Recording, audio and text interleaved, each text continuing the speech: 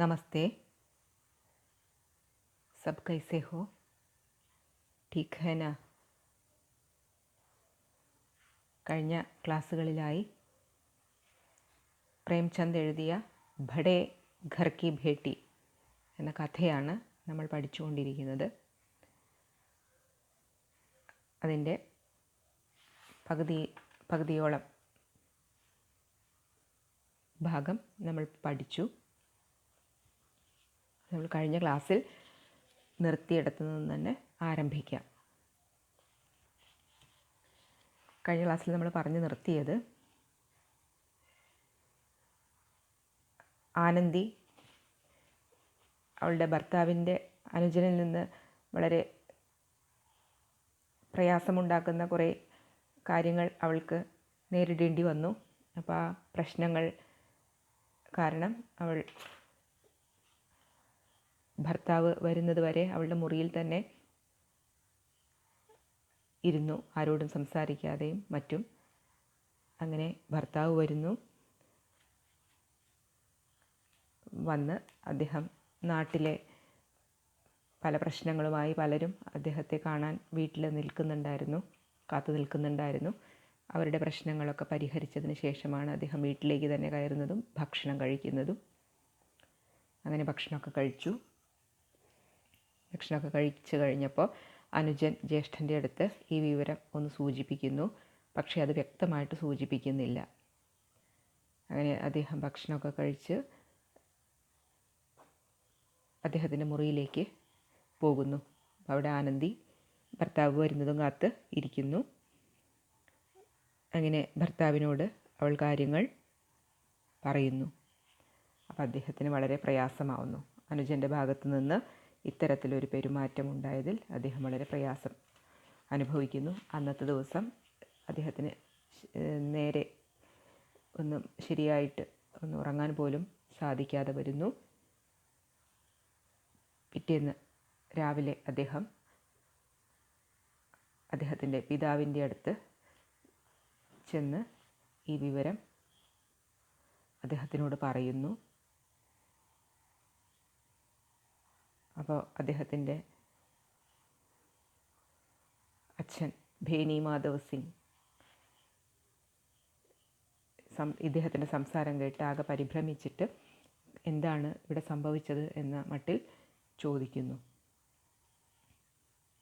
ഇത്രയും ഭാഗമാണ് കഴിഞ്ഞ ക്ലാസ്സിൽ നമ്മൾ എടുത്തു നിർത്തിയത്.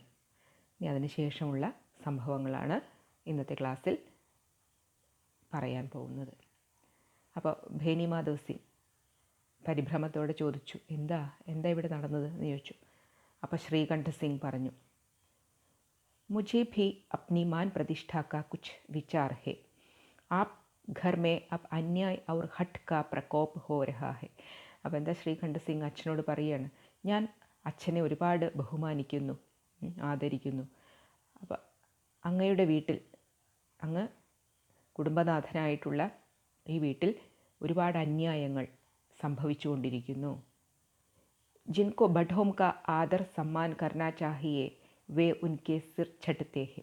അതായത് ഈ വീട്ടിൽ അല്ലെങ്കിൽ മുതിർന്നവരെ ബഹുമാനിക്കുകയും ആദരിക്കുകയും ഒക്കെ ചെയ്യേണ്ട സ്ഥാനത്ത് ഇന്ന് ഈ വീട്ടിലുള്ളവർ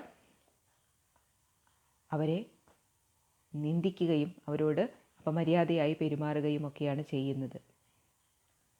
മേ ദൂസരോം കാ നൗക്കർ ടഹര ഘർ പർ രഹ്താ നഹി. ഞാനാണെങ്കിൽ മറ്റൊരു സ്ഥലത്ത് ജോലിയെടുക്കുകയാണ്, ഞാൻ വീട്ടിൽ സ്ഥിരമായിട്ട് ഉണ്ടാകുന്ന ആളും അല്ല. യഹാ മേരെ പീछे സ്ത്രീയോം പർ ഘടാവു ഔർ ജൂത്തോം കി ബൗച്ചാരോം ഹോത്തി ഹെ.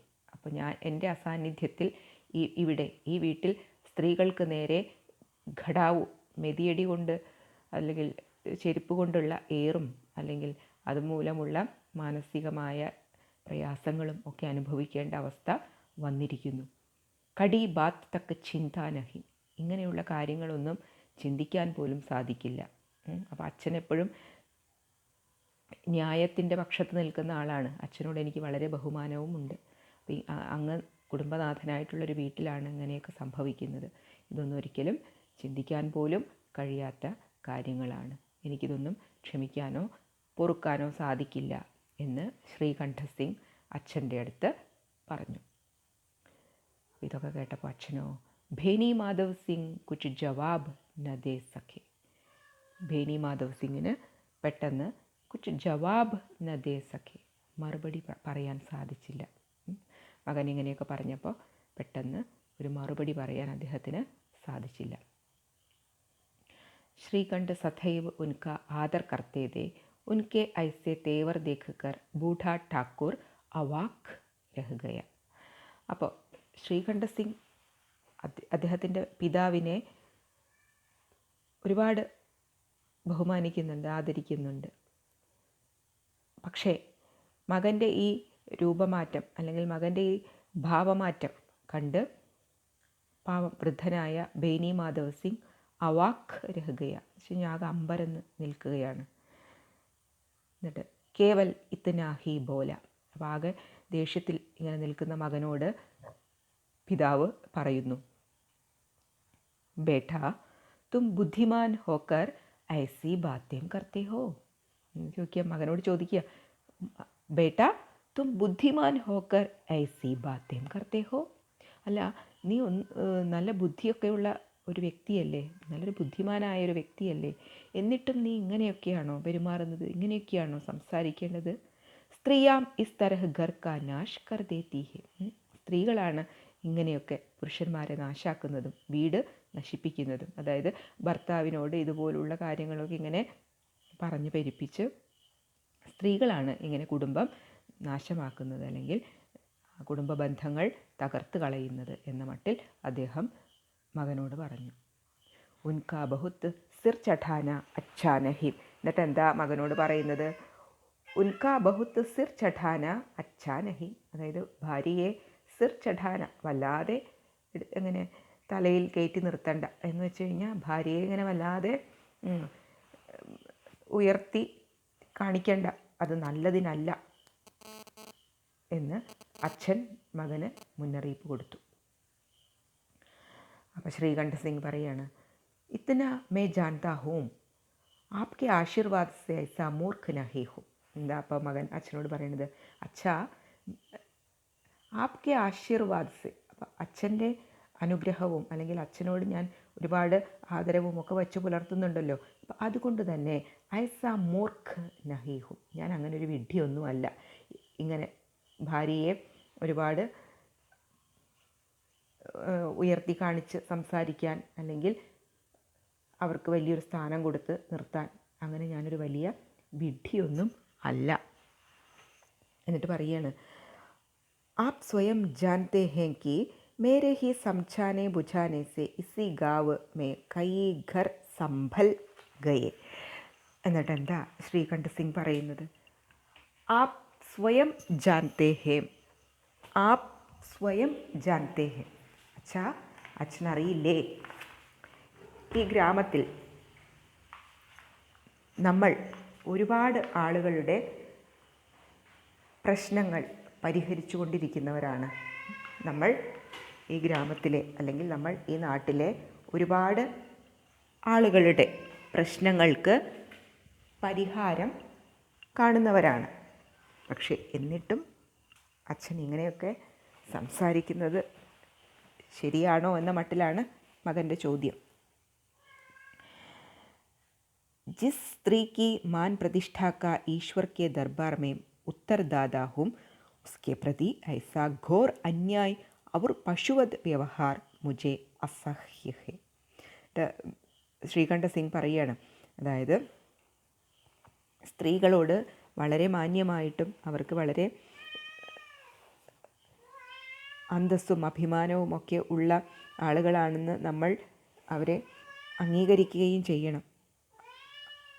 അതല്ലെങ്കിൽ അവരോട് ചെയ്യുന്ന അന്യായമായിരിക്കും ഇത്, ഇങ്ങനെയൊക്കെയുള്ള പ്രവർത്തികൾ.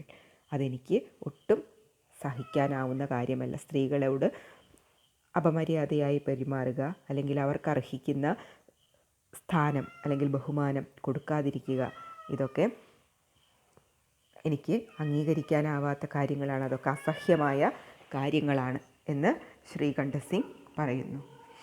आप सच मानिए मेरे लिए यही कुछ कम नहीं है कि ലാൽ ബിഹാരിക്കോ കുച്ച് ദണ്ഡ് നഹീം ദേത്ത.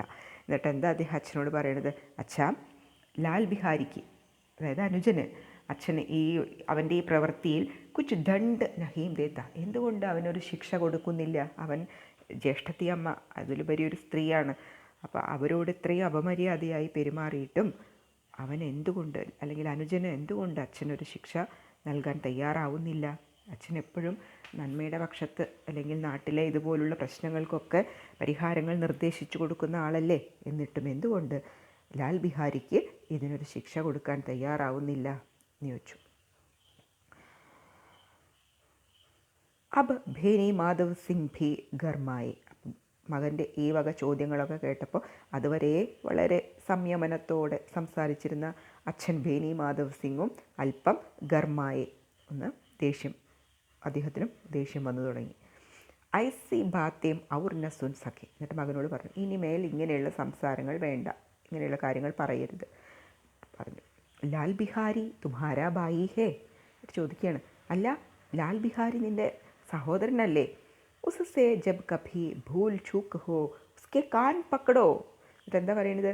ഉസ്സേ കഭി ഭൂൽ ചൂക്ക് ഹോ, അവൻ്റെ ഭാഗത്തു നിന്ന് എപ്പോഴെങ്കിലും ഇങ്ങനെ ഒരു ഭൂൽ ചൂക്ക്, ഒരു തെറ്റ്, അരുതാത്തത് സംഭവിച്ചിട്ടുണ്ടെങ്കിൽ ഉസ്കെ കാൻ പക്കടോ, അവൻ്റെ ചെവിക്ക് പിടിക്കാനുള്ള അവകാശം, അല്ലെങ്കിൽ അവനെ ഒന്ന് തല്ലാനുള്ള അവകാശം നിനക്കുണ്ടല്ലോ. അപ്പം അങ്ങനെയുള്ള അന്യായങ്ങൾ ചെയ്തിട്ടുണ്ടെങ്കിൽ അവന് ശിക്ഷ കൊടുക്കാൻ നിനക്ക് അർഹതയുണ്ടല്ലോ, നീ അവൻ്റെ സഹോദരനല്ലേ എന്ന് അച്ഛൻ പറഞ്ഞു. ശ്രീകണ്ഠ സിംഗ് പറഞ്ഞു, ലാൽ ബിഹാരിക്കോ മേ അബ് അപ്ന ഭായി നഹി സമജ്ത. ശ്രീകണ്ഠ സിംഗ് അപ്പുറം അങ്ങനെ ദേഷ്യത്തിൽ നിൽക്കുക. അപ്പം അദ്ദേഹം പറയുകയാണ്, അതെ, ലാൽ ബിഹാരിയെ ഇനി ഞാൻ എൻ്റെ സഹോദരനായിട്ട് കണക്കാക്കുന്നില്ല. അപ്പം ബേനി മാധവ് സിംഗ് അച്ഛൻ, സ്ത്രീക്ക് പീച്ച്, ഇതാ വീണ്ടും സ്ത്രീയുടെ പുറകെ, അതായത് സ്ത്രീയുടെ വാക്കും കേട്ടിട്ടുള്ള പ്രവൃത്തിയാണ് ഇനിയും നീ തുടർന്നുകൊണ്ടിരിക്കുന്നത്. അപ്പം ശ്രീകണ്ഠ സിംഗ് പറഞ്ഞു, ജി നഹി ഉസ്കി ക്രൂരത ഔർ അവിവേക് കെ കാരൻ. അപ്പോൾ എന്താ ശ്രീകണ്ഠ സിംഗ് അച്ഛനോട് പറയുന്നത്? ജി നഹി, അല്ല അച്ഛ, ഞാൻ സ്ത്രീയുടെ വാക്ക് കേട്ടിട്ട് അതിൻ്റെ പിറകെ പോവുകയല്ല, മറിച്ച് ഉസ്കി ക്രൂരത ഔർ അവിവേക് കെ കാരൻ, എൻ്റെ അനുജൻ കാണിച്ച ഈ അവിവേകം, അല്ലെങ്കിൽ അവൻ്റെ ഭാഗത്തു നിന്നുണ്ടായ ഈ ക്രൂരമായ പ്രവൃത്തി, ആ പ്രവൃത്തിയെ പറ്റിയാണ് ഞാൻ ഇത്രയും രോഷം കൊള്ളുന്നത്. ദോനോം കുച്ച് ദേർ ചുപ് രഹെ. അത് പറഞ്ഞുകൊണ്ട് രണ്ടുപേരും, അതായത് അച്ഛനും മകനും അല്പനേരം ഒന്ന് നിശബ്ദരായിട്ടിരുന്നു. ഠാക്കൂർ സാഹബ് ലഡ്കെ കാ ക്രോധ് ശാന്ത് കർണ ചാഹത്തെ തെ. അപ്പോൾ സത്യത്തിൽ അച്ഛൻ ഭേനി മാധവ് സിംഗ് മകൻ്റെ ക്രോധം ഒന്ന് ശാന്തമാക്കാൻ, ഒന്ന് തണുപ്പിക്കാൻ വേണ്ടി ശ്രമിച്ചുകൊണ്ടിരിക്കുകയാണ്. ലേക്കിൻ യഹ് നഹി സ്വീകാർ കർണ ചാഹത്തെ ഥേ കി ലാൽ ബിഹാരിനെ കോയി അനുചിത് കാം കിയാ ഹെ. അപ്പോഴും അച്ഛൻ്റെ ഭാഗത്തു നിന്ന് ലാൽ ബിഹാരി, അതായത് ഇളയ മകൻ ഒരു തെറ്റ് ചെയ്തു എന്ന മട്ടിൽ അദ്ദേഹം അപ്പോഴും സംസാരിക്കുന്നില്ല. അപ്പോൾ ആ ഒരു ഭാഗം അദ്ദേഹം ഒരിക്കലും അംഗീകരിച്ച് സംസാരിക്കുന്നില്ല. ഇസി ബീച്ച് മേം ഗാവ് കെ ഔർ കൈ സജ്ജൻ ഹുക്കെ ചിൽമ കെ ബഹാനെ വഹാം ആ ബൈഠെ. അപ്പോഴേക്കും രാത്രികാലങ്ങളിൽ ഇവരുടെ വീട്ടിൽ മിക്കവാറും ആ ഗ്രാമത്തിലെ, ആ പ്രദേശത്തെ ഒരുപാട് ആൾക്കാർ പല വിഷയങ്ങൾക്ക്, അതായത് പല കാര്യങ്ങളെ ചൊല്ലിയിട്ട് അതിനൊക്കെ പരിഹാരങ്ങൾ തേടിയിട്ട് വരും എല്ലാ ദിവസങ്ങളിലും. അപ്പോൾ ബേനി മാധവ് സിംഗ് ആണ് അധിക ദിവസവും, അല്ലെങ്കിൽ ശ്രീകണ്ഠ സിംഗ് വരുന്ന ദിവസം അദ്ദേഹവും ഈ പ്രശ്നങ്ങളൊക്കെ കൈകാര്യം ചെയ്യാറുണ്ട്. അപ്പം ഇന്നും അതേപോലെ ആളുകൾ വന്നിട്ടുണ്ട്. അപ്പോൾ ആൾക്കാർ എന്തിനൊക്കെയാണ് വന്നിരിക്കുന്നത്? കുറേ ആൾക്കാർ ഹുക്കെ ചിൽമ എന്ന് വെച്ച് കഴിഞ്ഞാൽ ഹുക്ക വലിക്കാൻ, ആ കാലഘട്ടത്തിലൊക്കെ ഹുക്ക വലിക്കലാണ്, പുകവലി അവരുടെ ഒരു പ്രധാന കാര്യം. അപ്പോൾ അതിങ്ങനെ ഒരുപാട് ആളുകൾ വന്ന് കൂട്ടം കൂടിയിരുന്നിട്ട് ഇങ്ങനെ വലിക്കുന്നൊരു ശീലം. അപ്പോൾ അതിനു വേണ്ടി കുറച്ച് ആൾക്കാർ അവിടെ വന്നിരുന്നിട്ടുണ്ട്. കൈ സ്ത്രീയോം ने जब यह सुना कि श्रीकंठ पत्नी के पीछे पिता से लड़ने को तैयार तो उन्हें बड़ा हर्ष हुआ. അപ്പോൾ ഒന്ന് രണ്ട് ദിവസമായിട്ട് ആ പ്രദേശത്തുള്ള സ്ത്രീകളൊക്കെ ഇങ്ങനെ കേൾക്കുന്നുണ്ട് ഒരു കാര്യം, ശ്രീകണ്ഠ സിംഗ് ഭാര്യയുടെ വാക്കും കേട്ട് അച്ഛനെ ധിക്കരിച്ചുകൊണ്ട് സംസാരിക്കുകയാണ് എന്ന്. അപ്പോൾ പൊതുവേ ആ പ്രദേശത്തെ സ്ത്രീകൾക്കൊക്കെ ശ്രീകണ്ഠ സിംഗിനോടൊരു ദേഷ്യം ഉണ്ടായിരുന്നു. കാരണം അദ്ദേഹം കൂട്ടുകുടുംബ വ്യവസ്ഥിതിയൊക്കെ നിലനിന്ന് പോകണം എന്ന ഒരു ആഗ്രഹമുള്ള ആളായതുകൊണ്ട് വീട്ടിലെ ആ പ്രദേശത്തുള്ള പല വീടുകളിലെയും ഇങ്ങനെയുള്ള കുടുംബ പ്രശ്നങ്ങളൊക്കെ പരിഹരിക്കാൻ മുൻകൈ എടുക്കുന്ന ആളാണ്. അപ്പോൾ അതുകൊണ്ട് തന്നെ സ്ത്രീകൾക്കൊക്കെ ഇദ്ദേഹത്തിനോട് ദേഷ്യമാണ്. അപ്പോൾ ഇവിടെ ശ്രീകണ്ഠ സിംഗിൻ്റെ വീട്ടിൽ ഇങ്ങനെ ഒരു പ്രശ്നം ഉണ്ടായിട്ടുണ്ട്. അപ്പോൾ ഭാര്യയും അദ്ദേഹത്തിൻ്റെ അനുജനും തമ്മിൽ ഇങ്ങനെയുള്ള വഴക്കുണ്ടായിട്ടുണ്ട്. അപ്പോൾ ശ്രീകണ്ഠ സിംഗ് ഭാര്യയുടെ വാക്കും കേട്ട് അപ്പോൾ അച്ഛനുമായിട്ട് വഴക്കാണ് എന്നൊക്കെയുള്ള വാർത്തകൾ അവിടെ പ്രചരിച്ചു തുടങ്ങിയിട്ടുണ്ടായിരുന്നു. അപ്പോൾ അതുകൊണ്ട് തന്നെ ആ ഗ്രാമത്തിലെ സ്ത്രീകൾക്കൊക്കെ ഈ വാർത്ത കേട്ടപ്പോൾ ബഡാ ഹർഷ് ഹുവ, വലിയ സന്തോഷമായി. दोनों पक्षों की मधुर वाणियां सुनने के लिए उनकी आत्माएं तिल मिलाने लगी. അപ്പോൾ രണ്ട് കൂട്ടരുടെയും കാര്യങ്ങൾ അറിയാൻ, അതായത് ബേനി മാധവ് സിംഗിൻ്റെയും അതുപോലെ തന്നെ ശ്രീകണ്ഠ സിംഗിൻ്റെയും, അപ്പോൾ അതായത് അച്ഛൻ്റെയും മകൻ്റെയും ഭാഗത്തു നിന്നുള്ള കാര്യങ്ങളൊക്കെ അറിയാൻ വേണ്ടിയിട്ട് സ്ത്രീകളൊക്കെ ഇങ്ങനെ എന്താ പറയുക, വളരെ ഇങ്ങനെ കാത് കൂർപ്പിച്ചിരിക്കുക എന്ന് പറയുന്ന പോലെ ഓരോ നിമിഷവും ഇങ്ങനെ അവർ അതിന് വേണ്ടിയിട്ട് ഇങ്ങനെ കാതോർത്തിരിക്കുക, വളരെ സന്തോഷത്തോട് കൂടിയിട്ട്. ഇങ്ങനെ വീട്ടിലിങ്ങനെ ഒരു പ്രശ്നങ്ങൾ അതിനെക്കുറിച്ചൊക്കെയുള്ള കൂടുതൽ വിവരങ്ങൾ അറിയാൻ വേണ്ടി സ്ത്രീകളൊക്കെ ഇങ്ങനെ എപ്പോഴും ആകാംക്ഷയോടുകൂടി ഇരിക്കുകയാണ്. गाँव में कुछ ऐसे कुटिल मनुष्य भी थे जो इस कुल की नीतिपूर्ण गति पर मन ही मन जलते थे. മാത്രമല്ല ആ ഗ്രാമത്തിൽ കുറച്ച് കുടിലരായ മനുഷ്യർ എന്ന് വെച്ച് കഴിഞ്ഞാൽ കുറച്ച് ദുഷ്ടഹൃദയമുള്ള കുറച്ച് മനുഷ്യന്മാരും ഉണ്ടായിരുന്നു. കാരണം അവർ ഈ വീട്ടിൽ അച്ഛനും മക്കളും അതുപോലെ മരുമക്കളും ഒക്കെ ഇങ്ങനെ വളരെ സന്തോഷത്തോടെ അല്ലെങ്കിൽ ഒത്തൊരുമയോടെ ഇങ്ങനെ ജീവിച്ചു പോകുന്നത് കണ്ടിട്ട് പലരും അതിൽ അസൂയ പ്രകടിപ്പിച്ചിരുന്ന ആളുകളുണ്ട്. അപ്പോൾ അങ്ങനെയുള്ള ആളുകൾക്കും ഈ വാർത്തകൾ വലിയ സന്തോഷം പകർന്നു. वे कहा करते थे श्रीकंठ अपने बाप से दबता है इसलिए वह दब्बू है.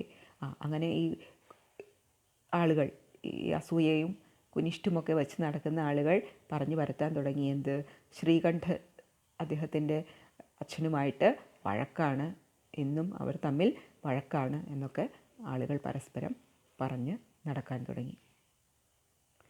ഉസനെ വിദ്യ പഠി ഇസ്ലിയെ വഹ കിതാബോം കാ കീടാ ഹെ. മാത്രമല്ല അയാൾ വലിയ വിദ്യാഭ്യാസമൊക്കെ ഉള്ള ആളായിട്ടും വലിയ പുസ്തകപ്പുഴുവായിട്ടുള്ള ആളായിട്ടൊക്കെ എന്താ കാര്യം, സ്വന്തം വീട്ടിലെ പ്രശ്നങ്ങൾ പരിഹരിക്കാൻ പറ്റിയോ എന്നുള്ള മട്ടിലൊക്കെ സംസാരങ്ങൾ ആ പ്രദേശത്തെ ആളുകൾ പരസ്പരം പറഞ്ഞു.